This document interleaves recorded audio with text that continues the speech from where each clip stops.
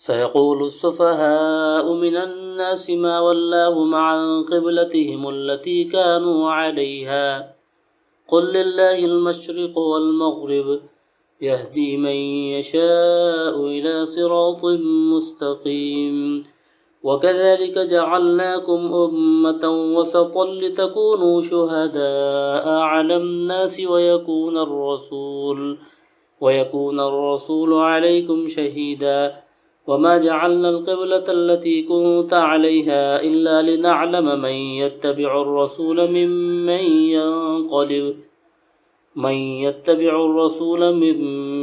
ينقلب على عقبيه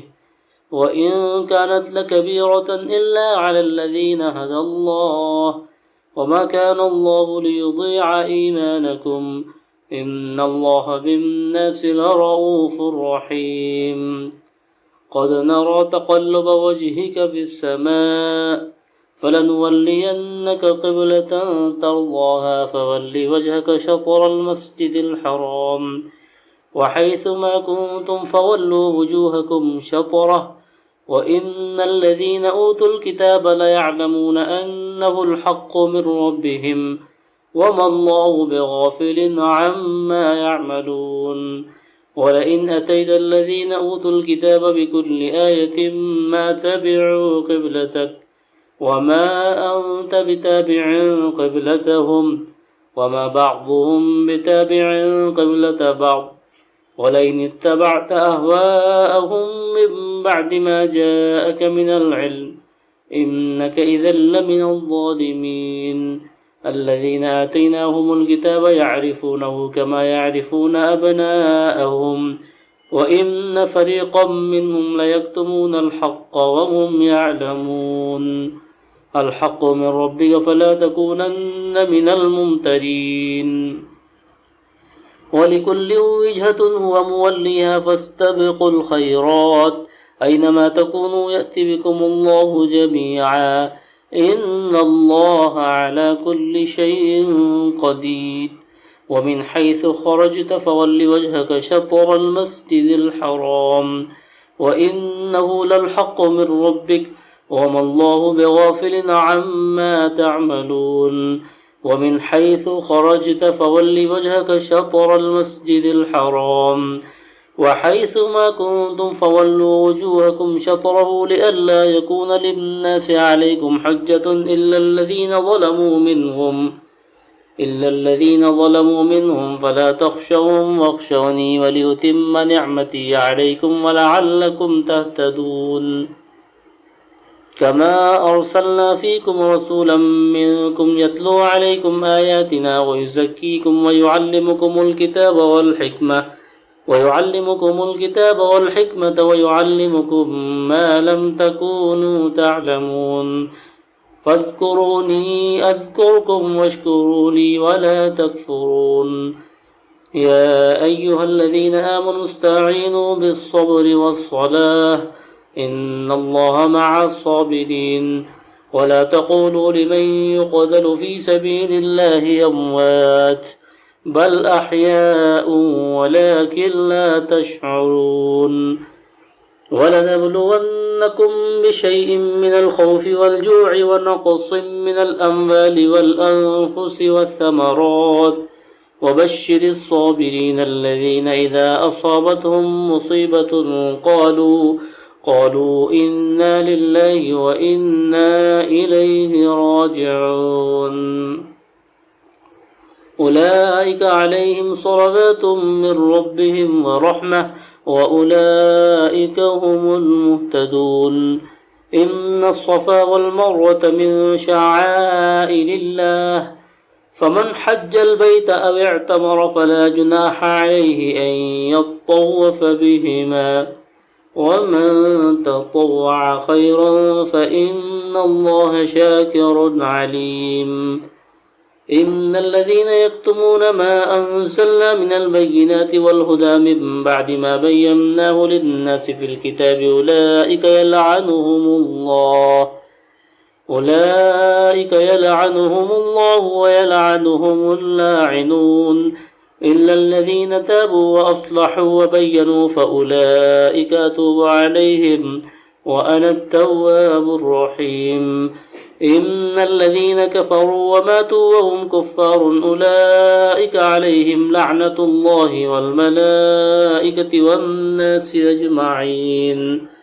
خالدين فيها لا يخفف عنهم العذاب ولا هم ينظرون وإلهكم إله واحد لا إله إلا هو الرحمن الرحيم. إن في خلق السماوات والأرض واختلاف الليل والنهار والفلك التي تجري في البحر بما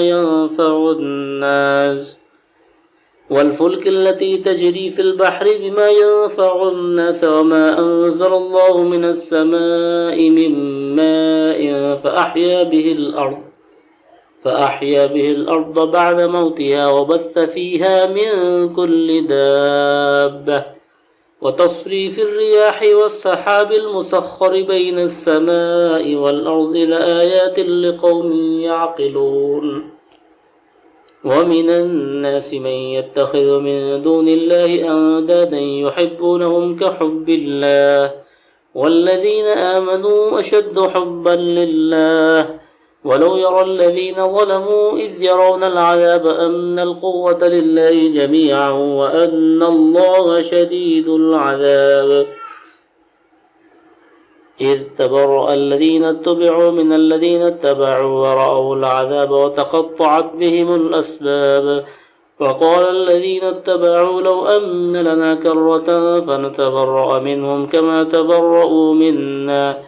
كذلك يريهم الله أعمالهم حسرات عليهم وما هم بخارجين من النار. يا أيها الناس كلوا مما في الأرض حلالا طيبا ولا تتبعوا خطوات الشيطان إنه لكم عدو مبين. إنما يأمركم بالسوء والفحشاء وأن تقولوا على الله ما لا تعلمون. وإذا قيل لهم اتبعوا ما أنزل الله قالوا بل نتبع ما ألفينا عليه آباءنا أولو كان آباؤهم لا يعقلون شيئا ولا يهتدون. ومثل الذين كفروا كمثل الذي ينعق بما لا يسمع إلا دعاء ونداء صم بكم عمي فهم لا يعقلون. يا أيها الذين آمنوا كلوا من طيبات ما رزقناكم واشكروا لله إن كنتم إياه تعبدون.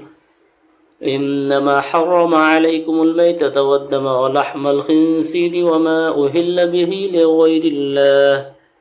فمن اضطر غير باغ ولا عاد فلا إثم عليه إن الله غفور رحيم. إن الذين يكتمون ما أنزل الله من الكتاب ويشترون به ثمنا قليلا أولئك ما يأكلون في بطونهم إلا النار ولا يكلمهم الله يوم القيامة ولا يزكيهم ولهم عذاب أليم. أولئك الذين اشتروا الضلالة بالهدى والعذاب بالمغفرة فما أصبرهم على النار ذلك بأن الله نزل الكتاب بالحق وإن الذين اختلفوا في الكتاب لفي شقاق بعيد. ليس البر أن تولوا وجوهكم قبل المشرق والمغرب ولكن البر من آمن بالله واليوم الآخر والملائكة والكتاب والنبيين وآتى المال على حبه ذوي القربى واليتامى والمساكين وابن السبيل والسائلين وفي الرقاب وأقام الصلاة وآتى الزكاة والموفون بعهدهم إذا عاهدوا والصابرين في البأساء والضراء وحين البأس أولئك الذين صدقوا وأولئك هم المتقون.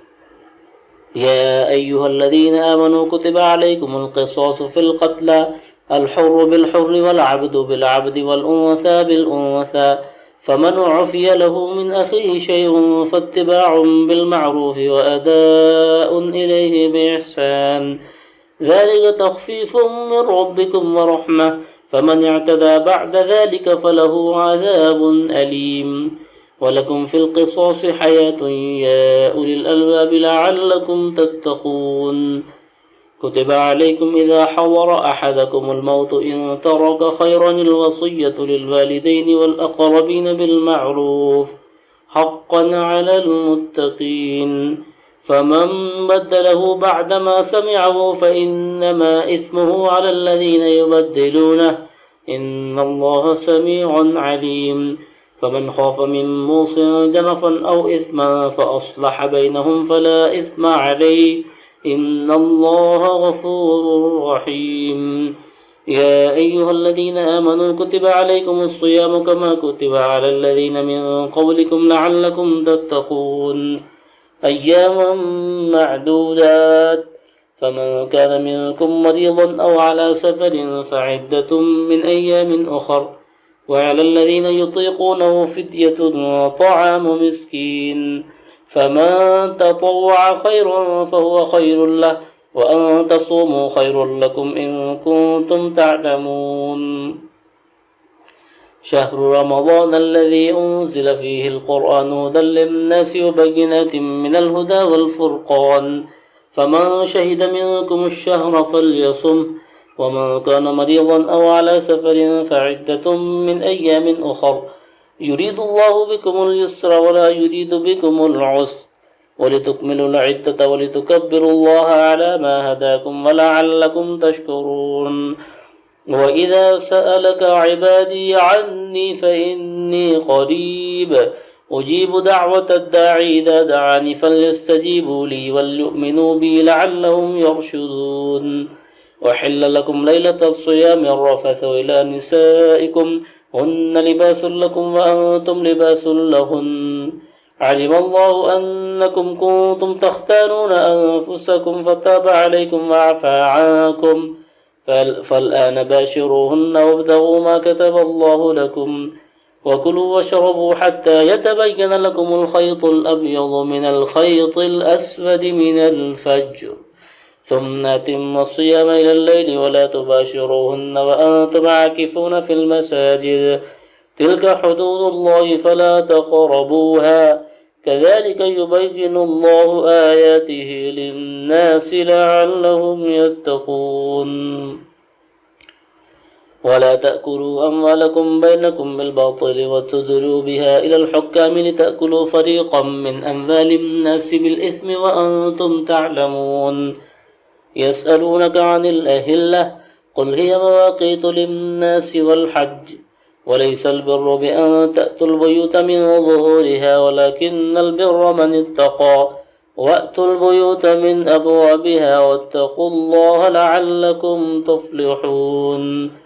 وقاتلوا في سبيل الله الذين يقاتلونكم ولا تعتدوا إن الله لا يحب المعتدين وقتلوهم حيث ثقفتموهم وأخرجوهم من حيث أخرجوكم والفتنة أشد من القتل ولا تقاتلوهم عند المسجد الحرام حتى يقاتلوكم فيه فإن قاتلوكم فاقتلوهم كذلك جزاء الكافرين فإن انتهوا فإن الله غفور رحيم وقاتلوهم حتى لا تكون فتنة ويكون الدين لله فإن انتهوا فلا عدوان إلا على الظالمين الشهر الحرام بالشهر الحرام والحرمات قصاص فمن اعتدى عليكم فاعتدوا عليه بمثل ما اعتدى عليكم واتقوا الله واعلموا أن الله مع المتقين وأنفقوا في سبيل الله ولا تلقوا بأيديكم إلى التهلكة وأحسنوا إن الله يحب المحسنين وأتموا الحج والعمرة لله فإن أحصرتم فما استيسر من الهدي ولا تحلقوا رؤوسكم حتى يبلغ الهدي محله، فمن كان منكم مريضا أو به أذى من رأسه ففدية من صيام أو صدقة أو نسك، فإذا أمنتم فمن تمتع بالعمرة إلى الحج فما استيسر من الهدي، فمن لم يجد فصيام 3 أيام في الحج و7 إذا رجعتم، تلك 10 كاملة، ذلك لمن لم يكن أهله حاضر المسجد الحرام، واتقوا الله واعلموا أن الله شديد العقاب. الحج أشهر معلومات، فمن فرض فيهن الحج فلا رفث ولا فسوق ولا جدال في الحج، وما تفعلوا من خير يعلمه الله، وتزودوا فإن خير الزاد التقوى واتقون يا أولي الألباب. ليس عليكم جناح أن تبتغوا فضلا من ربكم، فإذا أفضتم من عرفات فاذكروا الله عند المشعر الحرام، واذكروه كما هداكم وإن كنتم من قبله لمن الضالين، ثم أفيضوا من حيث أفاض الناس واستغفروا الله إن الله غفور رحيم. فإذا قضيتم مناسككم فاذكروا الله كذكركم آباءكم أو أشد ذكرا، فمن الناس من يقول ربنا آتنا في الدنيا وما له في الآخرة من خلاق، ومنهم من يقول ربنا آتنا في الدنيا حسنة وفي الآخرة حسنة وقنا عذاب النار، أولئك لهم نصيب مما كسبوا والله سريع الحساب. واذكروا الله في أيام معدودات، فمن تعجل في يومين فلا إثم عليه ومن تأخر فلا إثم عليه لمن اتقى، واتقوا الله واعلموا أنكم إليه تحشرون. ومن الناس من يعجبك قوله في الحياة الدنيا ويشهد الله على ما في قلبه وهو ألد الخصام،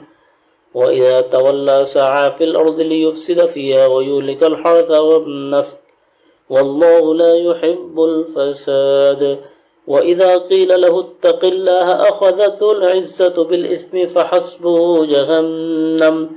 ولبئس المهاد. ومن الناس من يشري نفسه ابتغاء مرضات الله والله رؤوف بالعباد. يا أيها الذين آمنوا ادخلوا في السلم كافة ولا تتبعوا خطوات الشيطان إنه لكم عدو مبين. فإن زللتم من بعد ما جاءتكم البينات فاعلموا أن الله عزيز حكيم. هل ينظرون إلا أن يأتيهم الله في ظلل من الغمام والملائكة وقضي الأمر وإلى الله ترجع الأمور. سل بني إسرائيل كم آتيناهم من آية بينة ومن يبدل نعمة الله من بعد ما جاءته فإن الله شديد العقاب. زين للذين كفروا الحياة الدنيا ويسخرون من الذين آمنوا والذين اتقوا فوقهم يوم القيامة والله يرزق من يشاء بغير حساب. كان الناس أمة واحدة فبعث الله النبيين مبشرين ومنذرين وأنزل معهم الكتاب بالحق ليحكم بين الناس فيما اختلفوا فيه وما اختلف فيه إلا الذين أوتوه من بعد ما جاءتهم البينات بغيا بينهم فهدى الله الذين آمنوا لما اختلفوا فيه من الحق بإذنه والله يهدي من يشاء إلى صراط مستقيم. أم حسبتم أن تدخلوا الجنة ولما يأتكم مثل الذين خلوا من قبلكم مستهم البأساء والضراء وزلزلوا حتى يقول الرسول والذين آمنوا معه متى نصر الله ألا إن نصر الله قريب يسألونك ماذا ينفقون قل ما أنفقتم من خير فللوالدين والأقربين واليتامى والمساكين وابن السبيل وما تفعلوا من خير فإن الله به عليم كتب عليكم القتال وهو كره لكم وعسى أن تكرهوا شيئا وهو خير لكم وعسى أن تحبوا شيئا وهو شر لكم والله يعلم وأنتم لا تعلمون يسألونك عن الشهر الحرام قتال فيه قل قتال فيه كبير وصد عن سبيل الله وكفر به والمسجد الحرام وإخراج أهله منه أكبر عند الله والفتنة أكبر من القتل ولا يزالون يقاتلونكم حتى يردوكم عن دينكم إن استطاعوا ومن يرتد منكم عن دينه فيمت وهو كافر فأولئك حبطت أعمالهم في الدنيا والآخرة وأولئك أصحاب النار هم فيها خالدون إن الذين آمنوا والذين هاجروا وجاهدوا في سبيل الله أولئك يرجون رحمة الله والله غفور رحيم يسألونك عن الخمر والميسر قل فيهما إثم كبير ومنافع للناس وإثمهما أكبر من نفعهما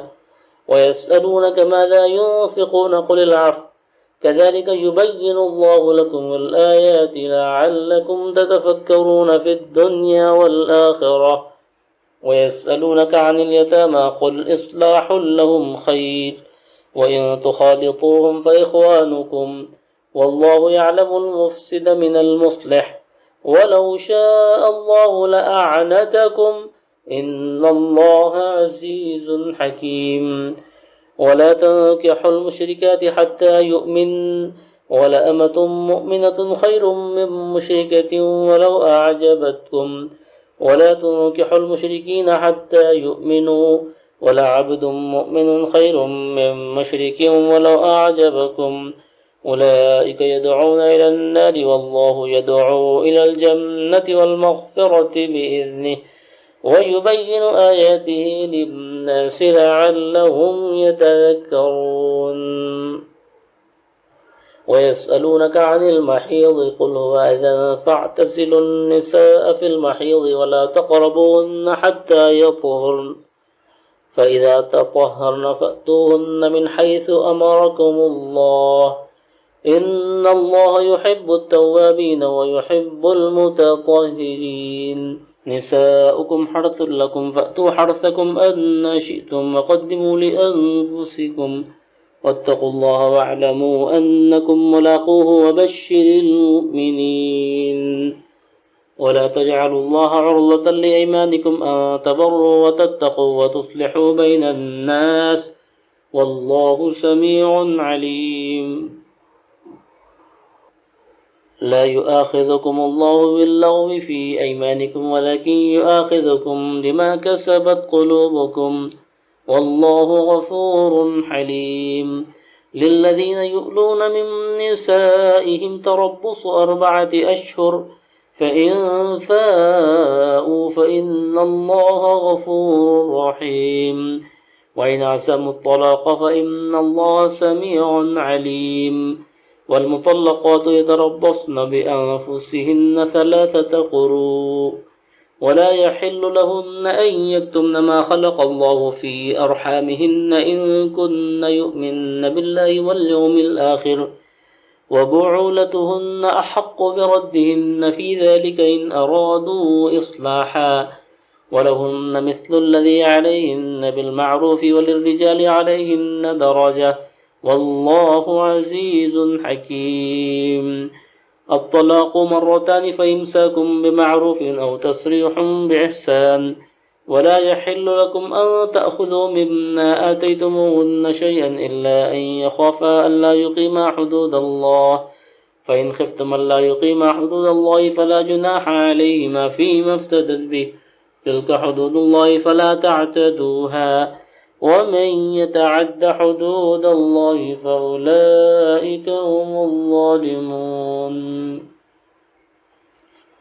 فإن طلقها فلا تحل له من بعد حتى تنكح زوجا غيره، فإن طلقها فلا جناح عليهما أن يتراجعا إن ظنا أن يقيما حدود الله، وتلك حدود الله يبينها لقوم يعلمون. وإذا طلقتم النساء فبلغن أجلهن فأمسكوهن بمعروف أو سرحوهن بمعروف، ولا تمسكوهن ضرارا لتعتدوا، ومن يفعل ذلك فقد ظلم نفسه. ولا تتخذوا آيات الله هزوا، واذكروا نعمة الله عليكم وما أنزل عليكم من الكتاب والحكمة يعظكم به، واتقوا الله واعلموا أن الله بكل شيء عليم.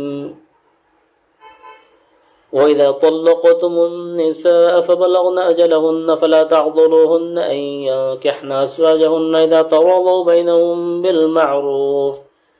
ذلك يوعظ به من كان منكم يؤمن بالله واليوم الآخر، ذلكم أزكى لكم وأطهر والله يعلم وأنتم لا تعلمون. والوالدات يرضعن أولادهن حولين كاملين لمن أراد أن يتم الرضاعة، وعلى المولود له رزقهن وكسوتهن بالمعروف، لا تكلف نفس إلا وسعها، لا تضار والدة بولدها ولا مولود له بولده، وعلى الوارث مثل ذلك، فإن أرادا فصالا عن تراض منهما وتشاور فلا جناح عليهما. وإن أردتم أن تسترضعوا أولادكم فلا جناح عليكم إذا سلمتم ما آتيتم بالمعروف، واتقوا الله واعلموا أن الله بما تعملون بصير. والذين يتوفون منكم ويذرون أزواجا يتربصن بأنفسهن 4 أشهر وعشرا، فإذا بلغن أجلهن فلا جناح عليكم فيما فعلن في أنفسهن بالمعروف، والله بما تعملون خبير. ولا جناح عليكم فيما عرضتم به من خطبة النساء أو أكننتم في أنفسكم، علم الله أنكم ستذكرونهن ولكن لا تواعدوهن سرا إلا أن تقولوا قولا معروفا، ولا تعزموا عقدة النكاح حتى يبلغ الكتاب أجله، واعلموا أن الله يعلم ما في أنفسكم فاحذروه، واعلموا أن الله غفور حليم. لا جناح عليكم إن طلقتم النساء ما لم تمسوهن أو تفرضوا لهن فريضة ومتعوهن، على الموسع قدره وعلى المقتر قدره متاعا بالمعروف، حقا على المحسنين. وإن طلقتموهن من قبل أن تمسوهن وقد فرضتم لهن فريضة فنصف ما فرضتم إلا أن يعفون أو يعفو الذي بيده عقدة النكاح،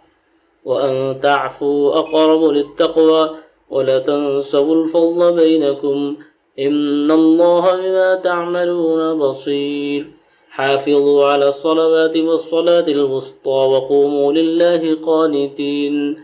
فإن خفتم فرجالا أو ركبانا فإذا أمنتم فاذكروا الله كما علمكم ما لم تكونوا تعلمون.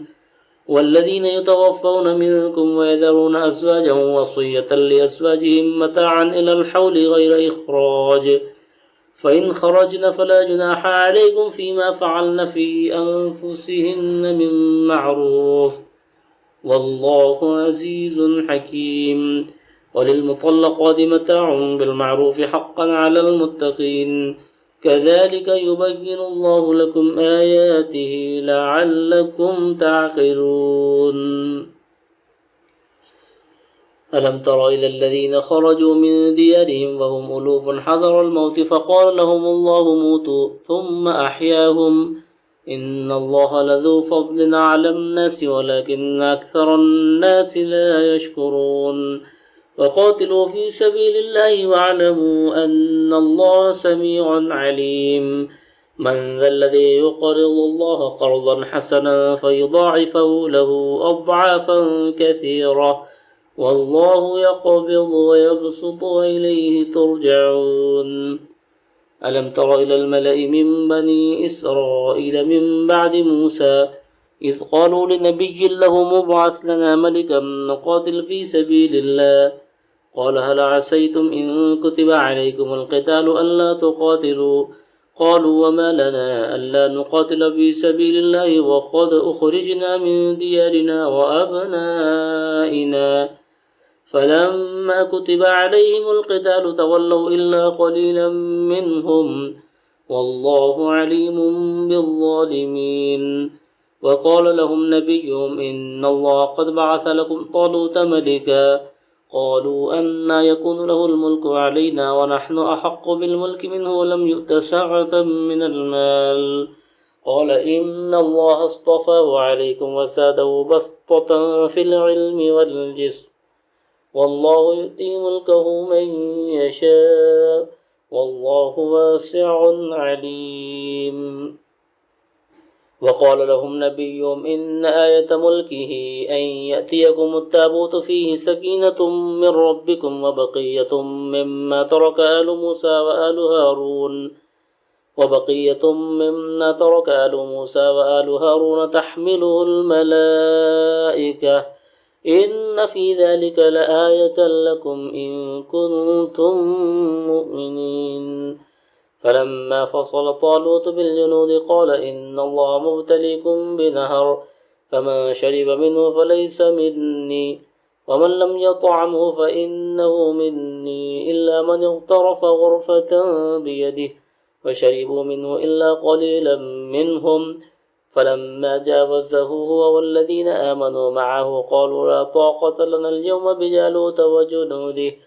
قال الذين يظنون أنهم ملاقوا الله كم من فئة قليلة غلبت فئة كثيرة بإذن الله والله مع الصابرين ولما برزوا لجالوت وجنوده قالوا ربنا أفرغ علينا صبرا وثبت أقدامنا وانصرنا على القوم الكافرين فهزموهم بإذن الله وقتل داود جالوت وآتاه الله الملك والحكمة وعلمه مما يشاء ولولا دفع الله الناس بعضهم ببعض لفسدت الأرض ولكن الله ذو فضل على العالمين تلك آيات الله نتلوها عليك بالحق وإنك لمن المرسلين